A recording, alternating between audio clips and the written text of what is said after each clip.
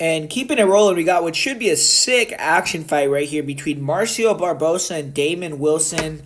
Both these guys are super fun to watch. You got Marcio Barbosa, who's 27 years old. He's a Brazilian fighter. He's 16-2, so stellar record. And he's a knockout artist. I mean, he's coming into this fight behind 3 first-round knockouts. And overall, he has 15 first-round knockouts. He has 13 knockouts in the first round and 15 finishes. He's 1-2 in fights that have gone past the first round. So when he can't finish you early, he's kind of iffy proposition. But, the guy is super dangerous. And Damon Wilson, he's been in Cage Warriors for years, so he's a pretty recognizable fighter. He's 9-2 overall himself, and he's on a 3-fight win streak, so he has an impressive resume as well. And he trains out of Alliance MMA, which is one of the better gyms in recent memory. He has 5 first-round knockouts of his own, and he's won his last 2 fights in round 1 with knees, so that's always a fun finish. And I anticipate that Wilson may want to look to wrestle and extend this fight, but if he goes out there looking to kill or be killed, it could become a barn burner. And Marcio Barbosa, this guy has incredible knockout power. He's very explosive. He's fast twitch. He wanes in a range with big power hooks. He's good at staying tight with his defense, backing guys up to the fence, and then working punches and bunches. He is really fast. He'll attack the body. He'll attack the head. He pours the volume on really well. And he stays very tight with his punches. The guy is actually a pretty technical boxer.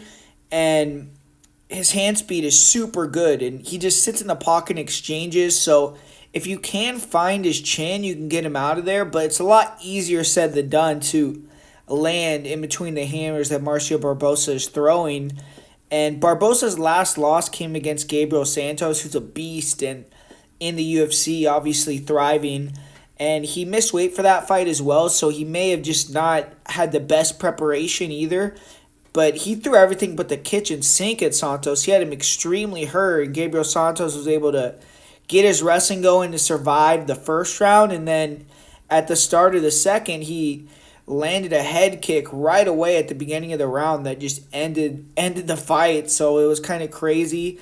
But the way for Damon Wilson to defeat Barbosa, I think, is more likely to take him down. So Barbosa just has to have his takedown defense on point here in this fight. Damon Wilson on the feet is vulnerable in this type of matchup. He's a guy who holds his hands low. He likes to use his speed, bounce around, look to be evasive, and then explode in with power or a blast double. And he has nice body punches. He'll feint level changes, come up with really nice uppercuts. He has good dirty boxing. He'll shoe shine the body really well inside, and his knees are nasty and only getting better. So the guy's striking is really effective and dangerous as well, but I just think that he leaves too many openings, and I think that it could be a bit of an issue for him on the feet against someone that hits as hard as Barbosa.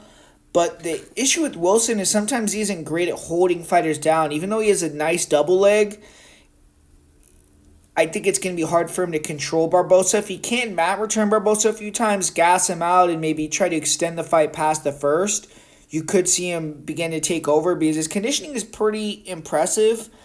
But I just think this fight is under 1.5 rounds written all over it. These guys are going to clash in the middle, and I don't see either backing down. Damon Wilson maybe will look to fight more conservatively if he's smart, but eventually he's going to fall back on his natural instincts. He's going to throw his cards on the table. He's going to gamble it out. And I think Damon is going to get knocked out here. Barbosa just has too much power. Perfect matchup for him, in my opinion. And I think he's going to win via first-round knockout.